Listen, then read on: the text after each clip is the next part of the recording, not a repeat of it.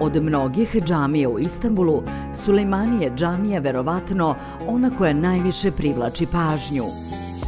To nije samo zbog same veličine džamije, već zbog njene veličanstvene lokacije i grandioznog dizajna. Kao jedno od najlepših građevina u gradu, Sulejmanije džamija nalazi se na vrhu jednog od 7 brežuljaka na kojima je izgrađen Istanbul. Kao takva, ne samo da je vrlo važna znamenitost grada, već je i jedna od znamenitosti koje posetiocima pruža najbolji mogući pogled. Sagrađena je 1557. godine. Sagradio je najpoznatiji carski arhitekt Osmanskog carstva, Mimar Sinan, po nalogu Sulejmana I, inače poznatog kao Sulejman Veličanstveni. Ali Sulejmanije džamija nije izgrađena samo kao mesto bogosluženja. Sulejmanije džamija je masovni kompleks u kojem se nekada nalazila kuhinja, biblioteka, škola, vrt u kojem se moglo lagano šetati i još mnogo toga. Dok se džamija još uvek koristi za bogosluženje, mnogi delovi su zatvoreni i koriste se u turističke svrhe. Na primer, ono što je nekada bila kuhinja, sada je slatki mali kafić, gde možete uživati u šoljici čaja. Sulejmanije džamija ima veliku vrednost iz mnogo razloga. Prvo zato što ga je sagradio najtalentovaniji osmanski arhitekt koji je ikada živeo.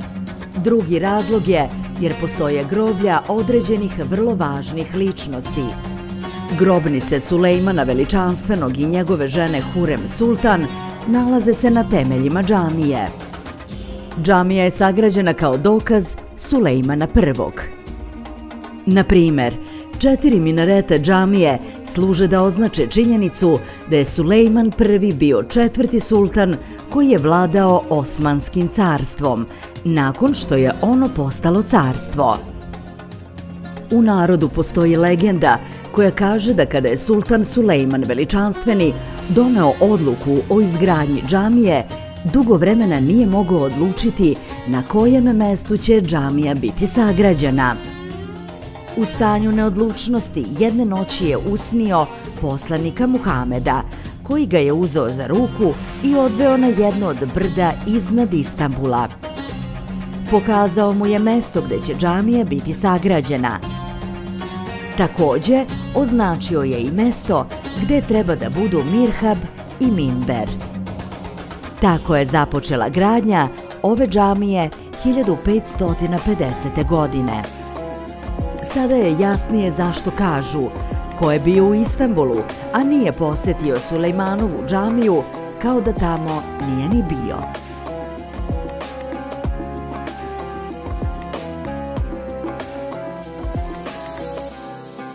Ne zaboravite da lajkujete. Napišite mi u komentarima šta biste voljeli da vidite u sledećem videu. I naravno, subscribeujte. Vidimo se. Ostanite uz moj YouTube kanal.